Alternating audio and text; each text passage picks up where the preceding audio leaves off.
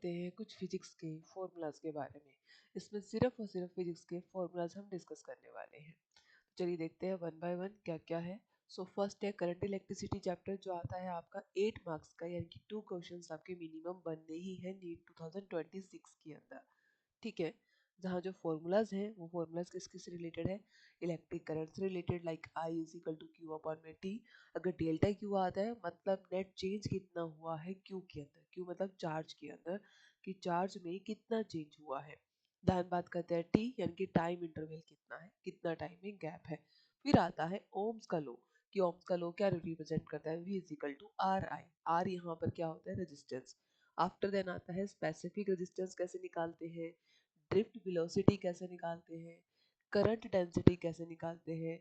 अगर रिलेशन पूछा जाए आई एंड वी डी के अंदर तो वो रिलेशन कैसे निकालना है, relation between J and V के अंदर वो रिलेशन कैसे निकालना है।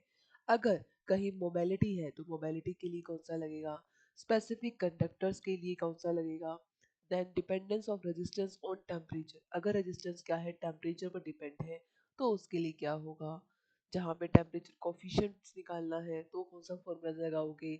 अगर रेजिस्टेंस क्या है कॉम्बिनेशंस के अंदर है, लाइक वो सीरीज के अंदर है या वो पैरेलल के अंदर है, तो किस टाइप के फॉर्मूलाज लगेंगे।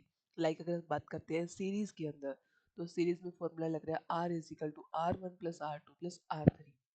तो यहाँ पर आर क्या है, तो यहाँ पर आर है रेजिस्टेंस, जहाँ पर हमें रेजिस्टेंस कैसे निकालना है।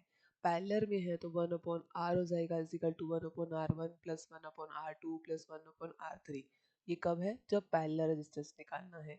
देन डायनेमिक रेजिस्टेंस कैसे निकालते हैं।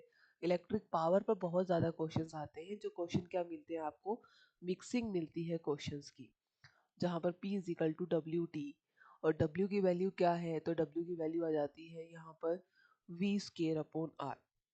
तो ये कैसे निकालना है, EMF सेल का कैसे निकालते हैं, इलेक्ट्रिक एनर्जी कैसे निकालते हैं, टर्मिनल पोटेंशियल डिफरेंसेस कैसे निकालते हैं।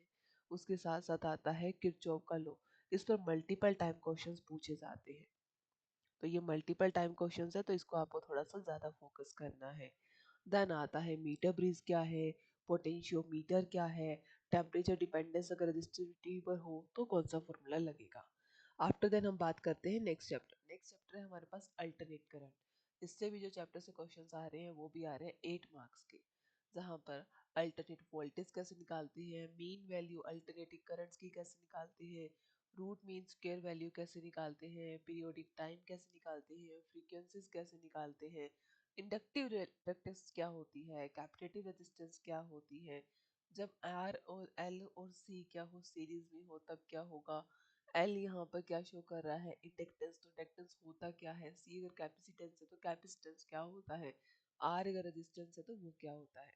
और अगर एल सी आर सीरीज में हो तब कौन सा फॉर्मूला लगेगा, फेज एंगल्स में है तब कौन सा फॉर्मूला लगेगा, जब सीरीज के अंदर इंडिपेंडेंस है R and R, L and R, तब कौन सा लगेगा, फेज एंगल्स कैसे बनता है, सी एंड आर की सीरीज कैसी होती है, उसी के साथ साथ इम्पेडेंस कैसे होगा, फेज एंगल्स यहाँ पर कैसे होगा, एलसीआर अगर रेजोनेंट सर्किट्स में हो तो वहाँ पर क्या होगा, पावर अगर एसी करंट की निकालनी है तब कैसा होगा, अगर प्योर रेजिस्टेंस निकालनी है तब कौन सा फॉर्मूला लगेगा, सर्किट कंटेन करता है अगर एल एंड आर दोनों को तो वहाँ पर कैसा फॉर्मूला लगेगा, कोस फाई की वैल्यू क्या होगी।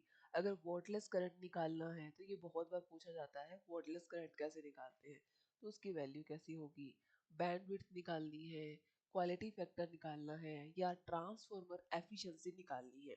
तो ये ऐसे फॉर्मूलाज है जो मल्टीपल टाइप क्वेश्चंस पूछे जाते हैं। तो आपको क्या करना है, आपको इन सब फॉर्मूलाज को नोट करना है एंड अपने क्वेश्चंस के अंदर कैसे अप्लाई होता है, कैसे आप क्वेश्चंस के उस फॉर्मूला के बेस पर कैसे क्वेश्चन सही करना है, कैलकुलेशन मिस्टेक्स कहाँ है, तो वो सब आपको क्या करना है, आइडेंटिफाई करना है। Okay, I hope this is helpful for you. Thank you.